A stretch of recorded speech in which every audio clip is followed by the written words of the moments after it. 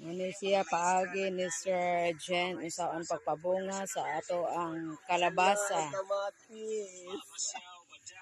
Hindi mo na pa pinigil mo na. Wagi kay klaro pero ingka pindot. Okay, so kani magpaupa mi karon og kalabasa. Kasi tawag ani na. Mag-fertilize mi karon og kalabasa o mani ang male. Ya hoping nga dili ni siya matagak kay bugnaw pa man kaayo. O tanawa.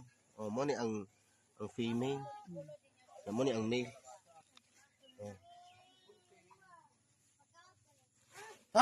Excuse.